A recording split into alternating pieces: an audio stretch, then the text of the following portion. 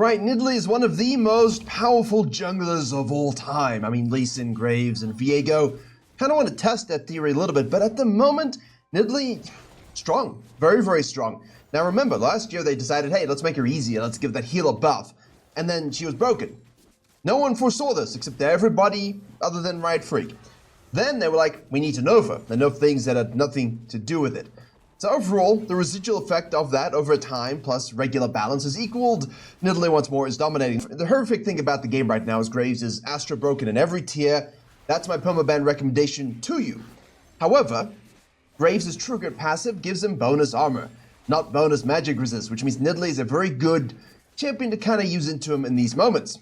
Or any AP champion for that matter. Now, we're going to do our red side quadrant. Graves is going to do his red side quadrant too. We obviously have the Aatrox vs Fiora top lane battle. Nice chroma.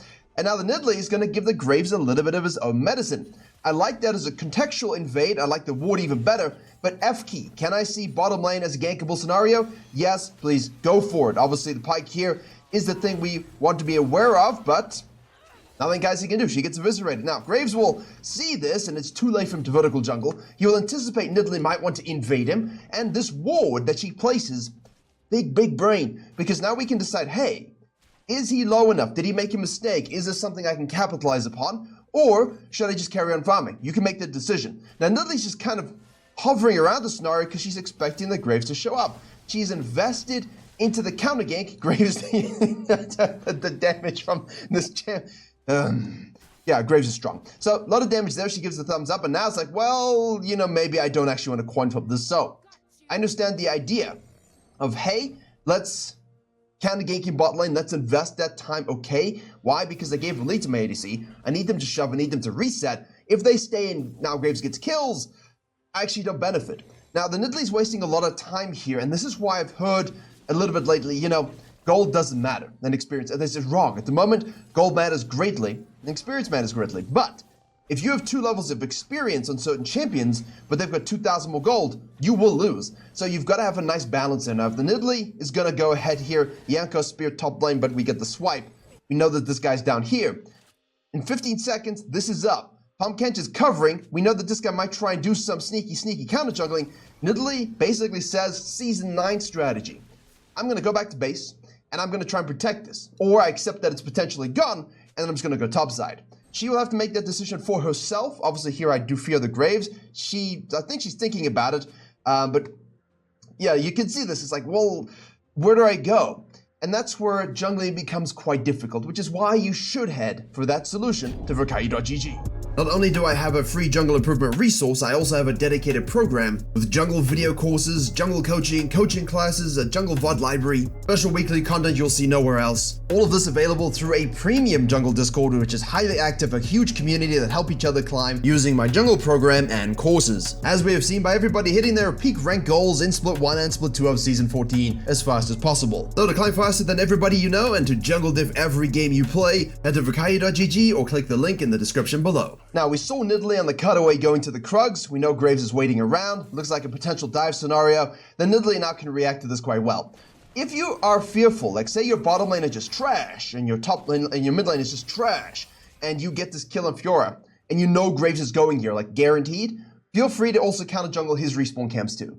Especially if this is something you maybe can't deal with and can't contest, it's absolutely fine to just make sure you protect your bottom side. I'm not too concerned about Graves potentially doing this because I don't think Graves wants to waste time here. You know, he doesn't have top lane prio. You know, Jace is here as well. I mean, he's low, but sure. I don't think Graves really wants to defend this blue. I think she should have just done her Raptors. I understand, though, why. Because ultimately, at the end of the day, there is this whole jungle denial thing I talk about, right? Like, you deny the enemy jungler from something that they're going to get for free, like their own camps, a gank, an objective. High level, you start to deny the denial by cutting across and preventing the counter jungling. And I've talked a lot about these scenarios. This guy should definitely base, which he does. And in the case of the NIDALEE, it's like, well, I could go down to my blue side now, but if Graves gets my bottom side quadrant, that's my first respawn cycle, and I ganked a lot early and didn't optimize my experience. So, I better make sure I get those camps, and which is why she went to Krugs and to Raptors, right? Now, I wish she kind of would have just taken the Raptors here, then floated topside and trusted that Graves probably wouldn't force it. But I understand the thought process. I mean, Graves might do this. I would do this as Nidalee. I would do it as Zyra, but that's because I can get in and out super quick. And so that's where a little bit of the mind games are. And she cuts out her Raptors just to ensure she protects that denial, or prevents it rather. And now she can shout at the top side. Graves will have to reset. He goes down to the bottom side. There he is. And we get free grubs. Which, of course, when your experience stifled, grubs are the way. Dragons are the way. Experience from epic monsters is the way. Now, we know Graves is down here. Here he shows up.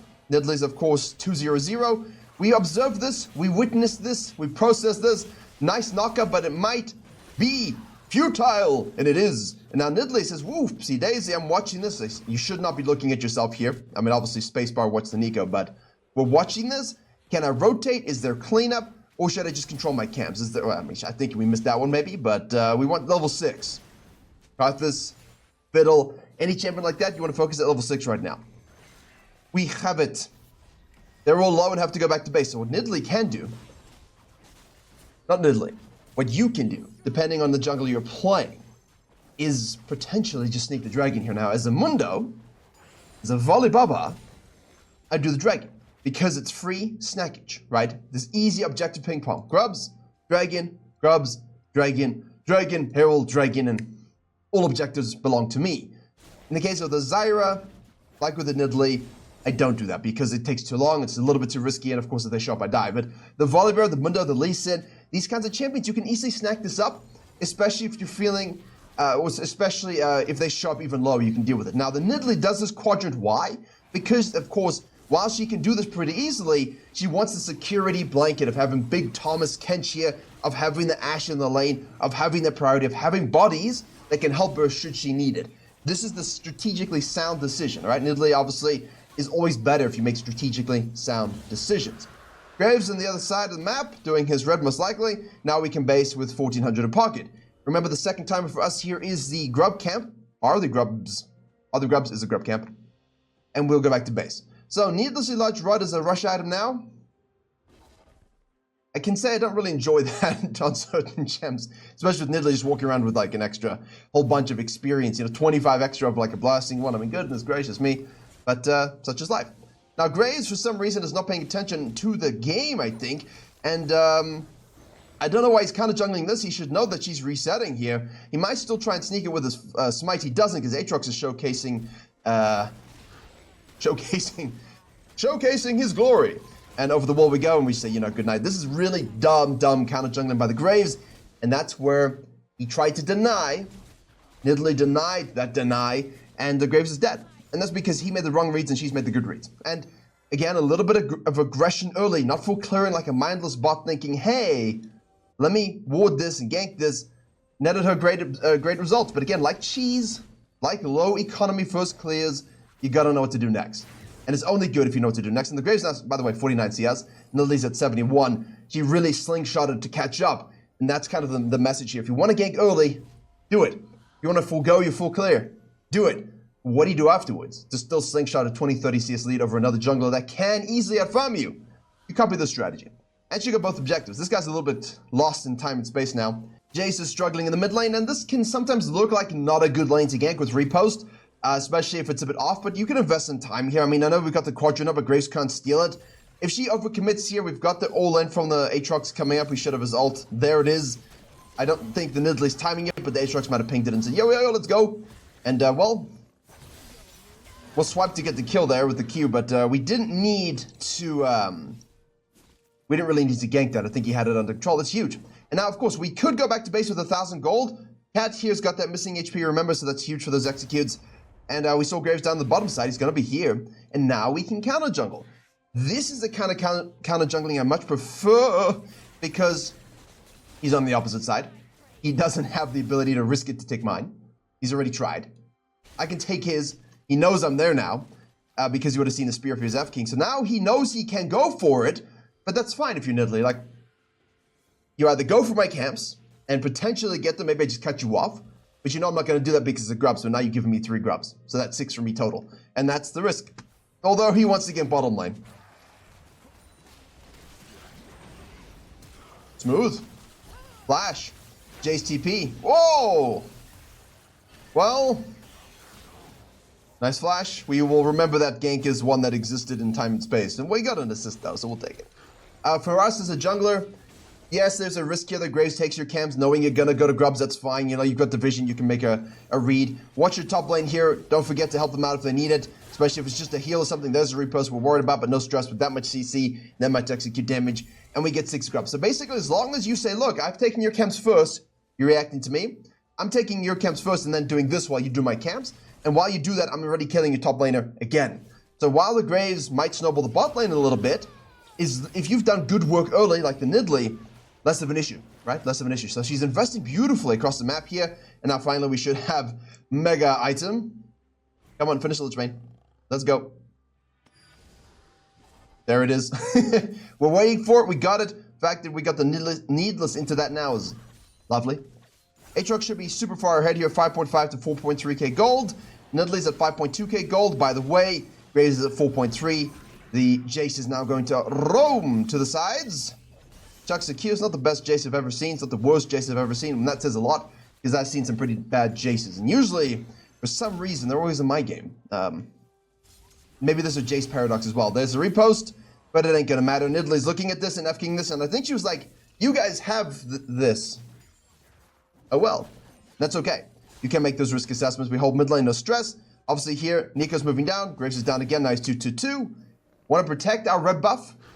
We want to try to get level 10 by 14 as always. Graves is level 8. He should be close to 9 though, right? He should be close to 9. He's not. He's actually halfway. Even I overestimated that because of all the MMR, as you can see. But apparently, but we are definitely going to be level 10 within a minion or two. Definitely the red buff. If wards gave experience, we would also be level 10, but we're not. I missed that. I do miss that. So, there's Graves.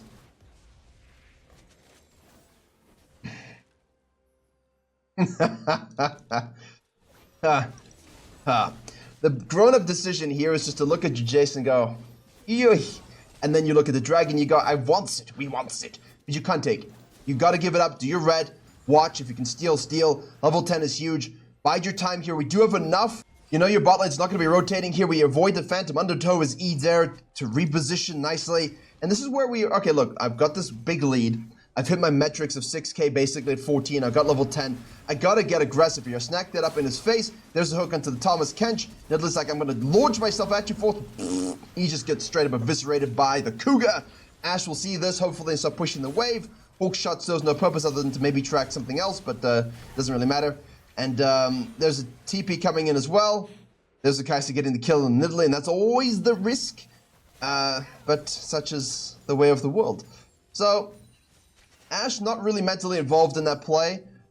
Ultimate is up, could have been used. I think that's what's being pinged passive aggressively. We'll go to the mid lane now. Oh, excuse me, that's Nico.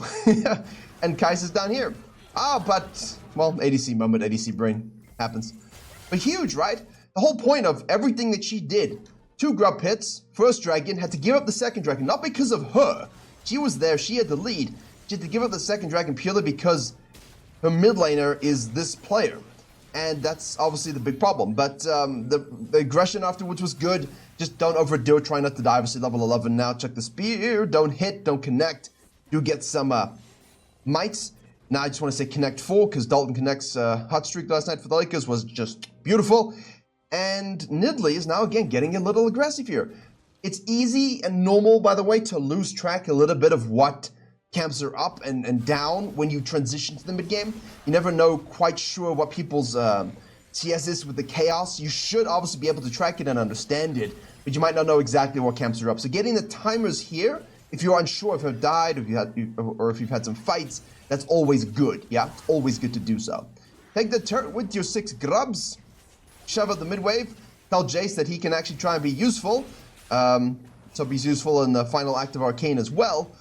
And we'll take this away, we take this away, we take this away. You can fall back to this and push this up if your team want to coalesce and group.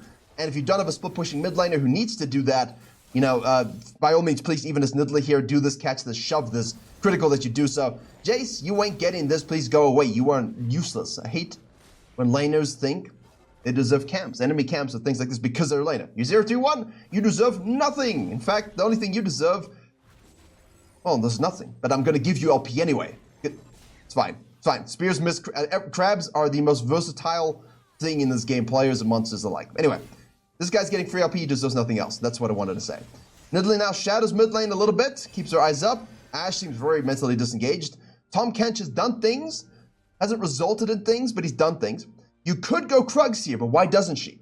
We have a lot of gold, but not enough to really justify like a must go back to base moment if you wanted to hover. Although I could say, in this particular situation, I like the Krugs into reset and to buy because it lets you reset the top side. You have no risk factor here on the Herald in terms of contests because your whole team are basing as well. So this base would have been massive for her.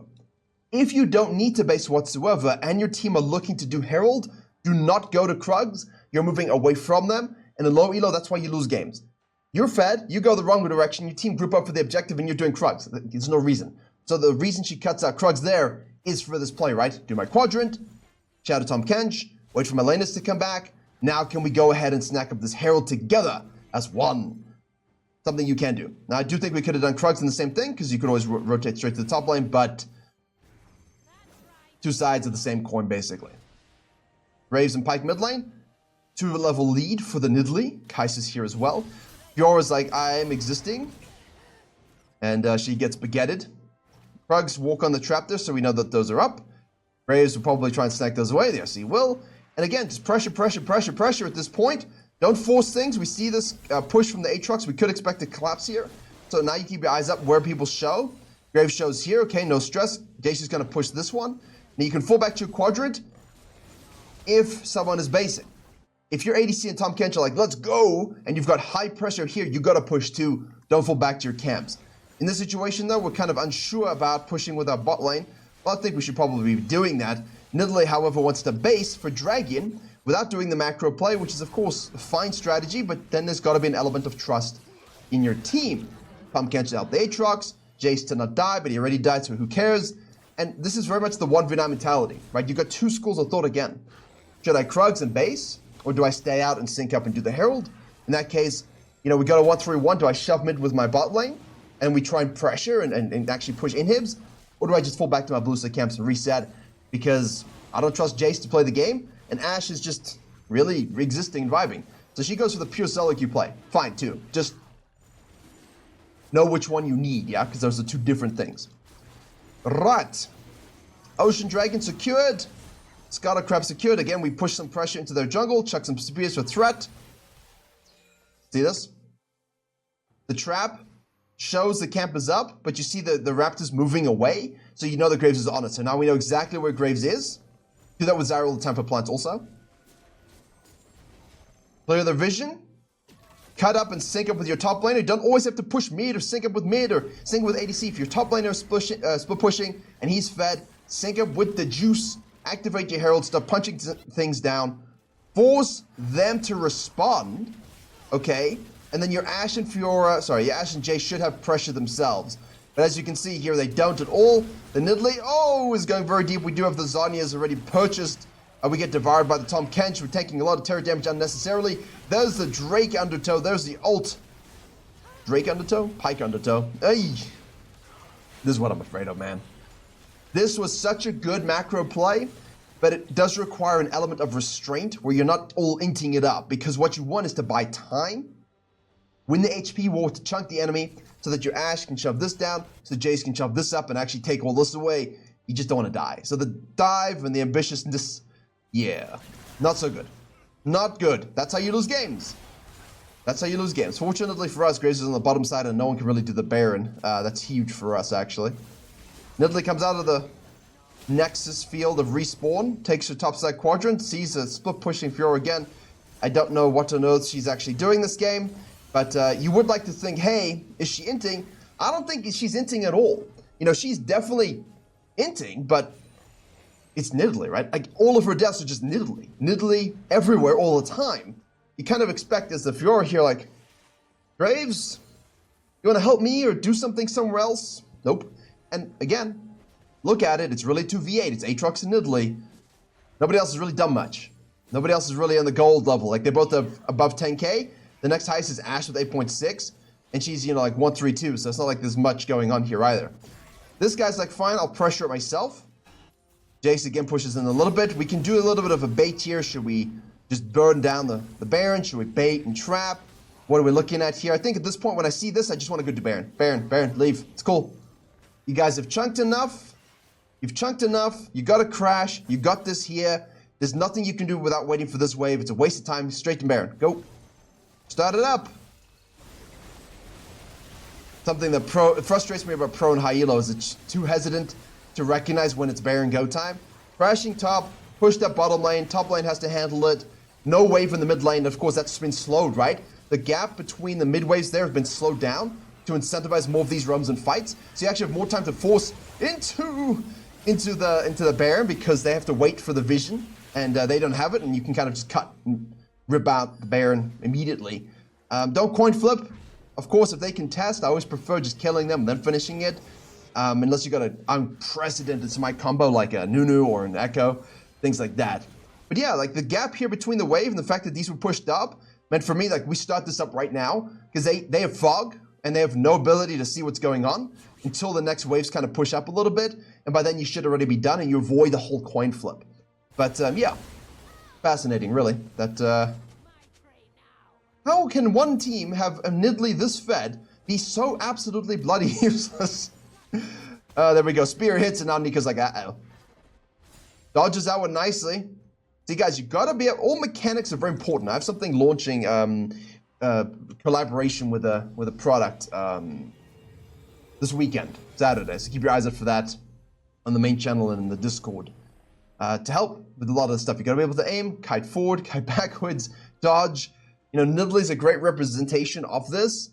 But all junglers do have this in their kit. It's just Nidalee makes it kind of obvious. Like Ezreal makes all of that kind of obvious, right? When you play the champion. But for Nidalee and any jungler really, we need these skills. And you can see how Nidalee's utilized all of it today. The mechanical understanding of these things, right? Aim, forward kiting, backwards kiting, respacing, dodging. It's huge. So Graves, I don't know what he's exactly trying to accomplish here. But it is not one of the plays that one should be making should one want to win this game. And he dies for it. And because he dies for it, Nidalee's like, well, that should be free real estate. We don't need to force a soul because we don't even need to... Oh, that was a lot of damage. Ashe ult into Nidalee spear. It's a lot of damage. Now we can just push up, I think. We should be able to close out and win this game. Jace is really vibing in his own brain, isn't he? So, you know, it's like he got a cyberpunk upgrade in his head and it ain't working properly. So, as you can see... When you snowball a top lane and still protect your mid and your bot from the enemy jungler, you cannot save them from themselves or help them pass the capture check to log in. But you can't carry their asses to a win, give them LP they don't deserve, but you do, so you're happy with it, and then you go next.